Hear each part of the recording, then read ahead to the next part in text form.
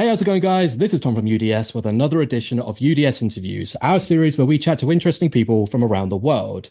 And my guests this week are one of the most exciting bands in the UK at the moment, combining crushing riffs, poignant lyrics, and a love for horror movies to make for one killer package, pun not intended.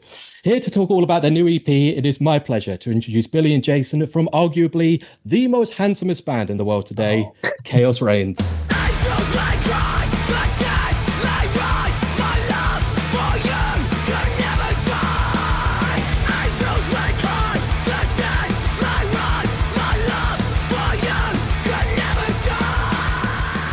Guys, thank you. how you doing? How you doing?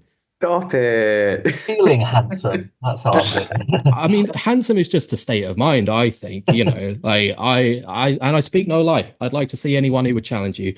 How is your Tuesday morning slash afternoon going today? Yeah, this is the start of my day, really. Fair, That's a fair. late start. Yeah, mine's going well. I've been yeah, I've had a bit busy morning, but we move. We move.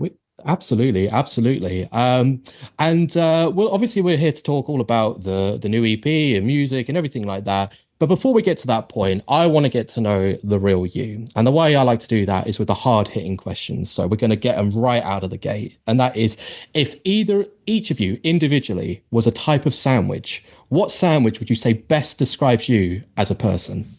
Oh, I don't know. A knuckle sandwich. That would be the Oh, I've been doing this for 5 years. That's the best one I've heard. There we Oh go. my God. Well, 'cause I mean, Oh, the honest answer would be that I have a ham and cheese one, which is very lame. So let's stick with knuckle. Hell yeah. um, if I was a sandwich, what sandwich would I be? So I just had a sandwich and it was pretty rustic, to be honest with you. It was like an open baguette with a few slices of mozzarella, some sun-dried tomatoes, chicken breast, pesto, and some Italian tomatoes and herbs on top. So I'm a fancy sandwich man. What can I say? I mean, you've got both ends of the spectrum there. You've got the reliable, hardy crowd pleaser and the ham and cheese. You've got I can't even say the eccentricities of the fancy pants sandwich, and then you've got a knuckle sandwich. And I feel like you've kind of got the charcuterie board that is Chaos Reigns out of all of those things. So I think, if anyone wanted a good description of the band, you just throw all those things on a plate, and I think you've got something there. But Yeah. in a much more literal sense, they could also listen to your new EP, Sweet Violence, which has Yes. been out for about 3 or 4 days now, dropped last Friday. How does Yeah. it feel now that it's out in the wild?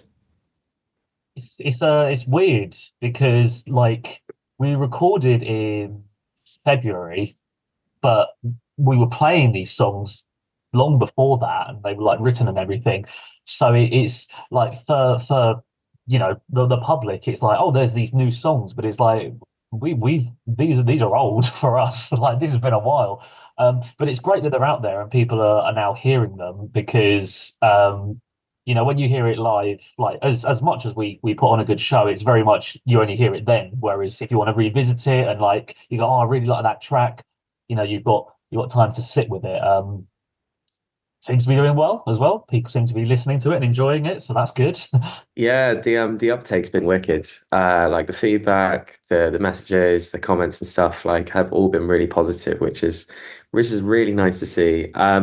Since it's been out, I've just kind of felt. I mean, we've got obviously got the release show coming up this week on Friday, but like since it's now like it's out in the world, it belongs to everyone else, and Mm. now I'm kind of in my head. I personally feel I'm like, okay, what am I doing now? Like, I feel like there's this gaping void that I need to fill with a new project or like, yeah.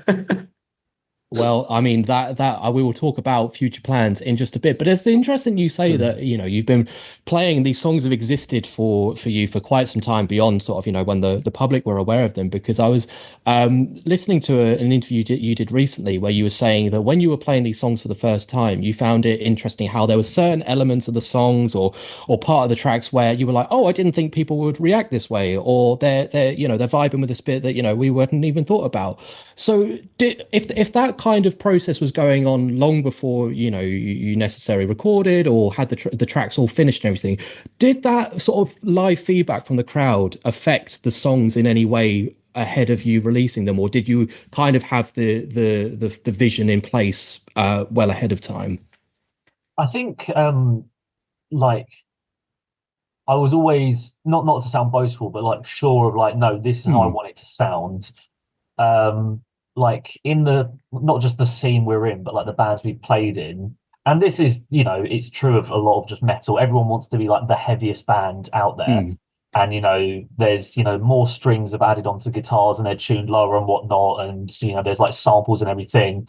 And as much as I love heavy bands, it's not really something I wanted to do. So where we've got these kind of like weirder, more mathy moments or more like just left field moments, it hasn't always had the immediate response that other heavy bands do when they just play like a stupid heavy riff. But I'm like, you know what? Let's just stick with it. We're doing something different. We're going to stand out. Even if, people don't get it on the first listen, they might get it on the second or the third. And there's always going to be that one person who's like, oh, they're actually doing something different. They're doing something a bit weird. And I think if you're chasing that heavy dragon, if you want to call it, it's only so far you can get before it's like, who's going to tune the lowest? How far can you go? It's like, you know what? Let's just play a different game. Let's just do something weird. And I must admit, when we do some of those weirder moments, even if it's not the crowd going mental, you do see people go like, wait a minute, what are they doing? Hmm. And it's like it catches them and it makes them pay attention. So yeah, there's Yeah. always been a plan to like, you know what, let's not worry about being the heaviest band. We're just gonna be the most interesting band. Yeah, I think we definitely have like a shock value in that respect. Like if we were going to kind of look at what's current, there's obviously like quite a sweeping trend in beatdown hardcore at the moment. Bands like Hmm. Knocked Loose and Kubla Khan just kind of poking through with these really like crunchy, heavy beatdowns and things. And so like if we kind of wanted to swim in the direction of what's currently trending, we could have easily thrown on a few beatdowns onto the record, but instead it was like, well, actually, what can we do with the ingredients that we've got in front of us? And like how can we be more creative with these tunings and structures than just kind of go, okay, actually, let's have a sample and then like a sub drop and then like a doom doom doom doom. So Oh yeah. I mean, yeah. you say that, and I think one thing listening to interviews you guys have done and just seeing all of the the press and the releases you've put out ahead of the EP is that there's been a really defined vision, not just in the music but in everything you've put out since the cycle started. Even the color scheming, the visuals, everything like that has felt very intentional. Has that been something that, you say that there was sort of like a bit of a vision at the start? Has that whole package always been there, or has it been something that gradually has built up as you've got closer to release? I think musically, um, there's been like a gradual development of wanting to start like get stuff more weirder in terms of the visual marketing element and whatnot. That's all Jason, and like he's been amazing with that because it's not my area at all. So I'm going to defer to Jason for that one. Yeah, I can't, to be honest with you, it started with the music. It started with, okay, we selected the six tracks that we were going to go away and record. Obviously, we refined them, we put them through the crucible, and then, yeah, we took them into the recording studio. And then it was kind of, I let that then dictate what the visual narrative of the record was going to be. And so that kind of led color schemes, and the title of the EP. And then just kind of like you said, the visual journey that's accompanied it. So it starts, yeah, I feel like it starts with the music on this one. Sometimes obviously it can be different. Like people go, oh, I'm gonna write a concept album about sandwiches. And then they'll go away and write 10 songs about sandwiches, and then it will be called the Sandwich Album. And like, Don't steal my sometimes ideas. sorry, yeah, I should copyright that one. Don't listen to my SoundCloud.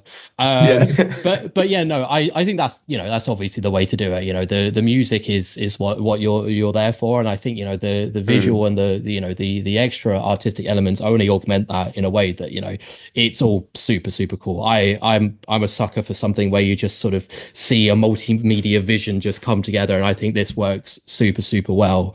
Oh, thank you. Um, Thank you. No worries. And what we mentioned briefly, Billy and I, before you joined, Jason, about heading down to with Oz down in Folkestone. And first of all, two-part question. One, how was the experience of working with him? And two, what was your impression of Folkestone? Because that's where I live, and I'm very curious to see how people who outside of the town think of my fair town. So firstly, I've known Oz for a little while now. I met him at a State of You show the earlier in the year. It's coincidentally where I met my girlfriend. Oh, nice. Anyways, yeah, me and Oz have a fantastic friendship. And when it came to sort of the selection process for producers, we just felt that sort of he had, I guess, the right balance for the sound that we were trying to achieve. We wanted it to sort of have like the power of a hardcore record, but the precision, the cuts that were a little bit more surgical. Mm, And so I feel like he really, really like took the time to sit us all down in the room on day one and just kind of say, hey, what like, made sure that he was very crystal clear about his approach and what we wanted to get out of it, as well as what he felt he could deliver for us. Um, And as for Folkestone, I absolutely love it. Like I thought it was great. I was walking around. I got into like a really healthy routine while I was there. It was February, mind you, but I'd get up and I'd go for a jog, and then I'd go for a little swim in the sea, and then I'd jog wow. back to the apartment, and then sort of get ready for a day of recording with the guys. And so, yeah, it's a really peaceful place. It's really serene. It's really friendly, and I absolutely love the artistic community that are along Hmm. that street and the history behind that place. I'm like, this is awesome. Why don't doesn't every town do this? Like, it's yeah. The crazy thing is, well, two things is one, if Folkestone famously used to be shit, like in living memory, like 10 years ago, Mm. there's a gift shop that literally sells magnets that say, I remember when Folkestone used to be shit. And it's just generally got more artistic. But the other thing, which is only really cropped up, I want to say, in the past 18 months, is the heavy music scene has just exploded down this way. Like it's crazy Oh, some of the bands that either are starting up down here or get it going. And it's one of those things where we don't, although we have like some traditional music venues, kids are just playing anywhere. Like there's this, you might have even seen it. There's this really ugly hotel on the seafront that's meant to look like the shape of a boat. yeah. And it's like famously again a really really ropey hotel, but they'll just like rent out the basement and just put on these hardcore shows in this like ropey Britannia hotel, and it's just great. It's great to see, and obviously it's good that you guys are now somewhat part of the history of by getting Sweet Violence done down this way, which is super cool. And I think you're right. Just going back to the EP, I think it's something I was spinning it a few times before we jumped on.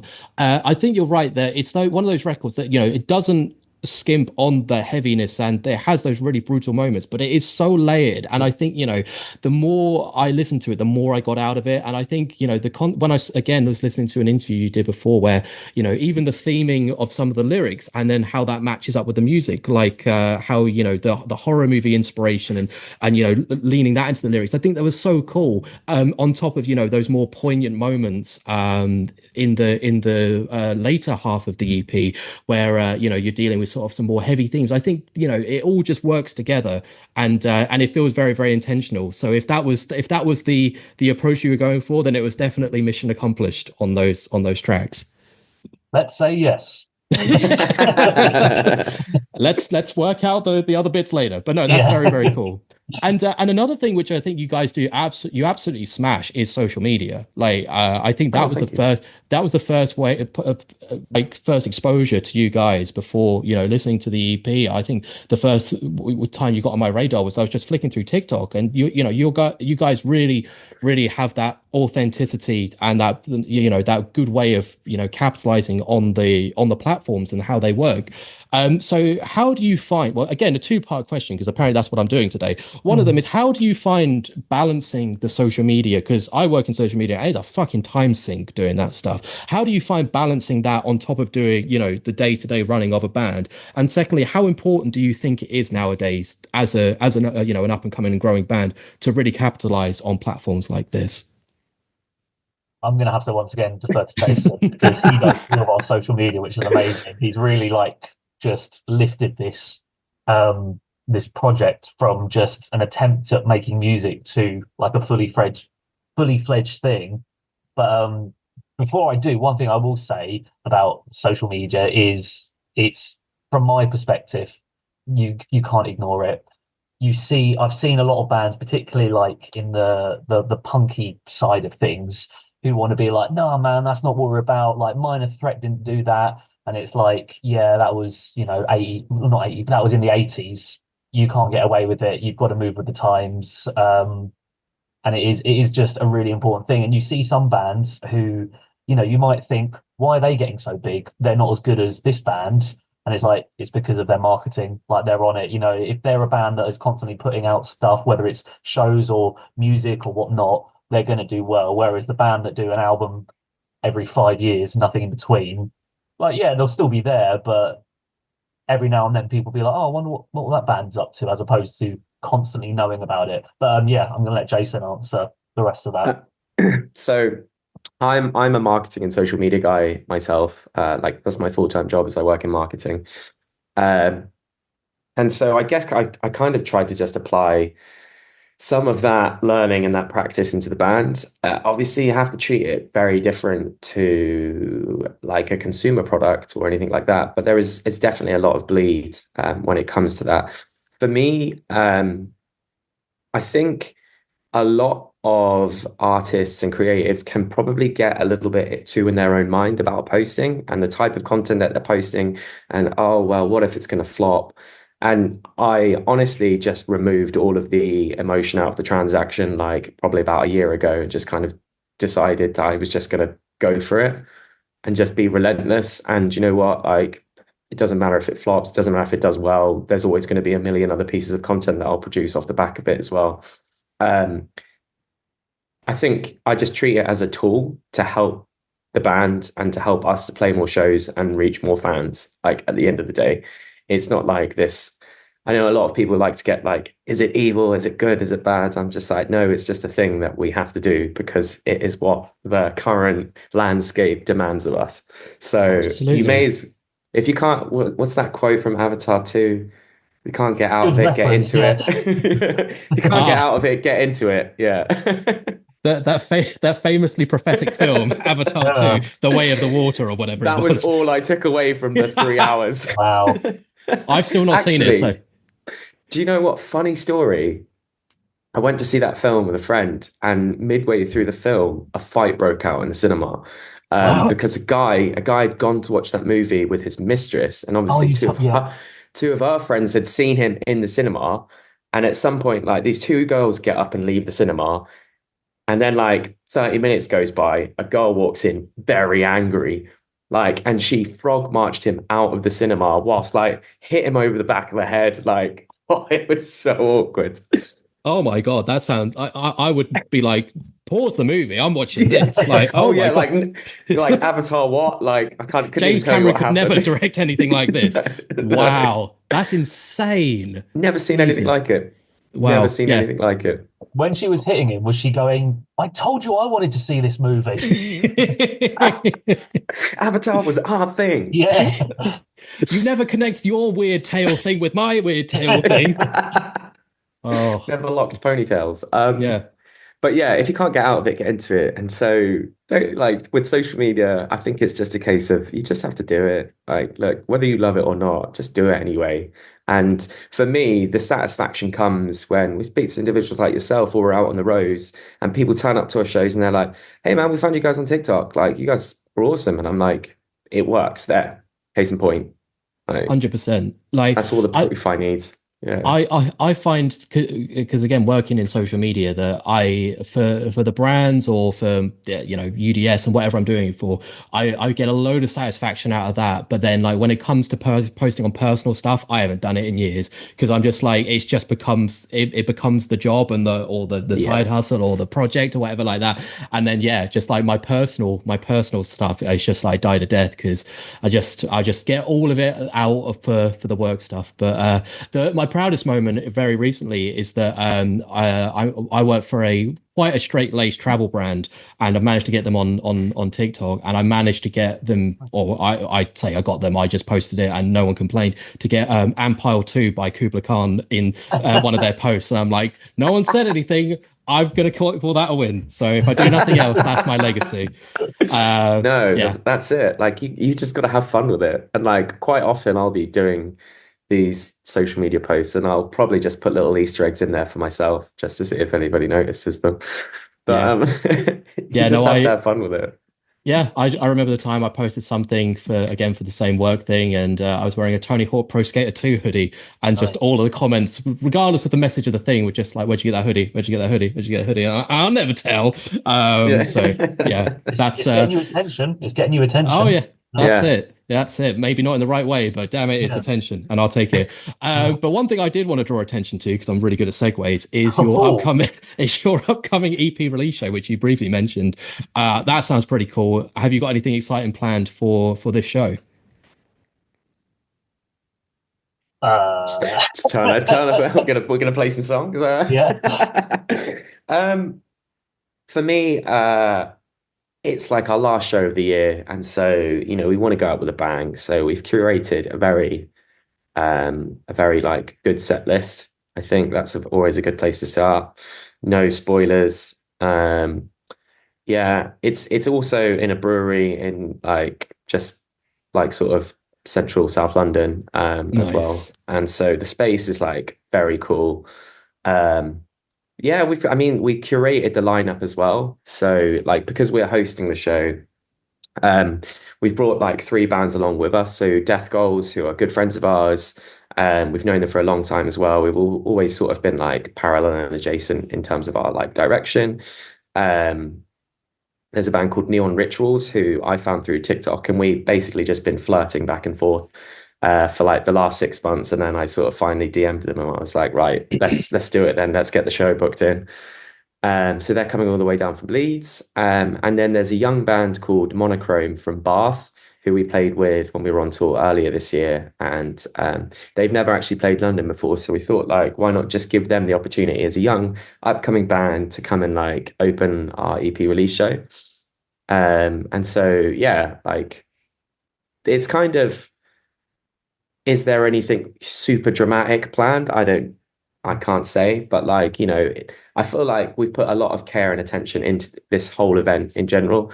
Like we forego ticket sales for charity sponsorship instead. So Amazing. all of the tickets have been free, but there's an option to donate to Campaign Against Living Miserably, the Calm charity, United Against Suicide. So that's like something that we're really passionate about the band. Obviously, like one of the songs really dives into that and a personal experience that I underwent. So yeah, there's perhaps not like any like confetti cannon moments in the set. I mean, maybe there will be, but like I feel like this whole event has been architected to be quite a very important big thing in itself. So If you had a PO box, I would send you some party poppers and just to put on stage, just as a little Easter egg for me. But no, that sounds yeah. super cool, and it's amazing to hear that not only are you sort of supporting some really cool charities that have helped many people. I don't think there's many people that go through life without having some brush with mental health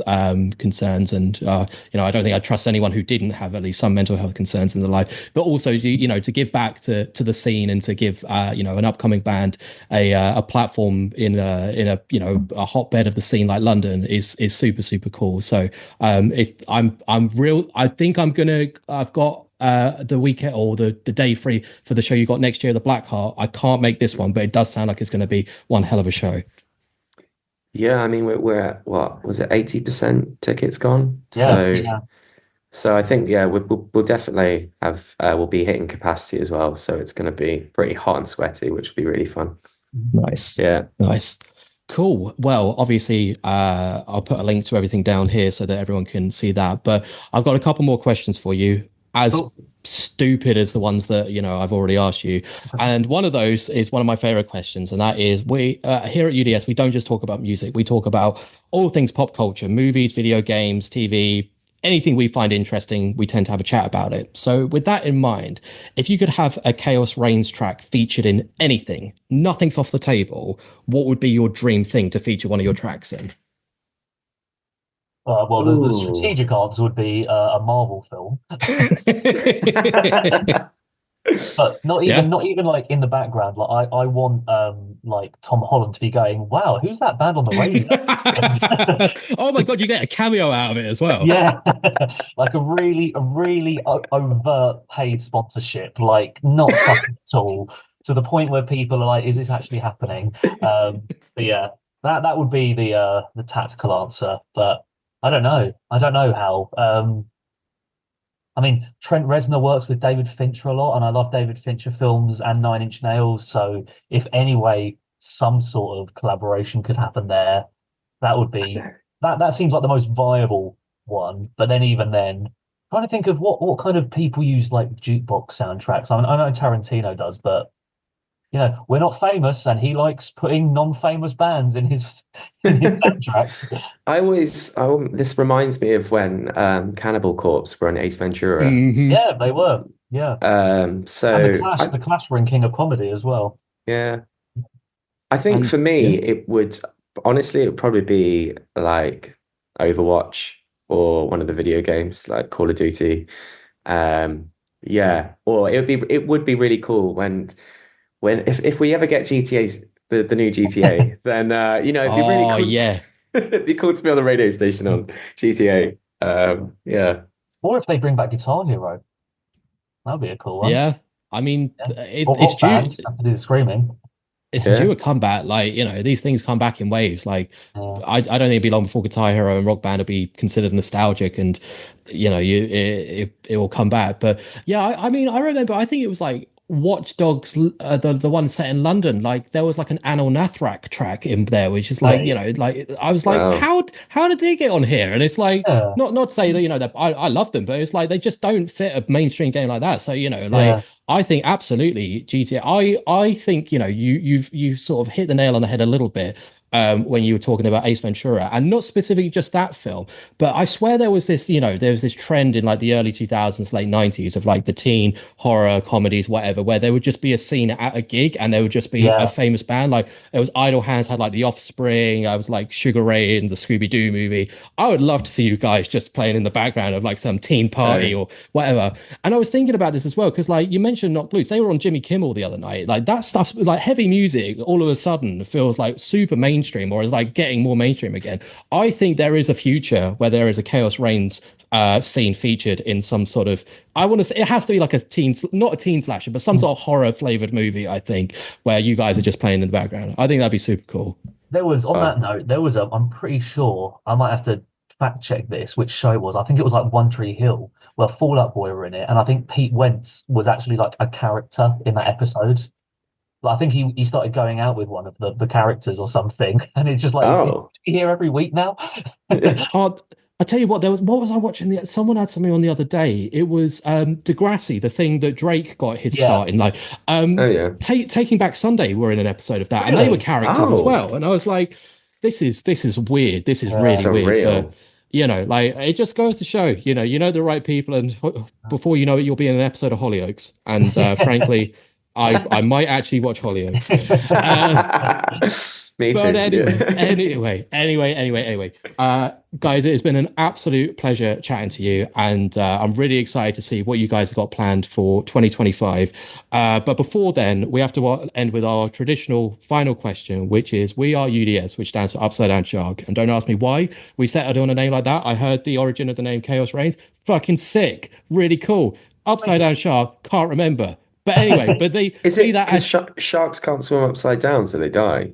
yeah, it's I think they kind can't of stop swimming or they'll die, isn't it? That's the best uh, answer I have, which is what I think it was from, because it's many years ago, was that when I was working in a shop and you were bored, anything that anyone said that out of context would sound cool as a song title, I just had like in a list. And I'm pretty sure Upside Down Shark was just a thing.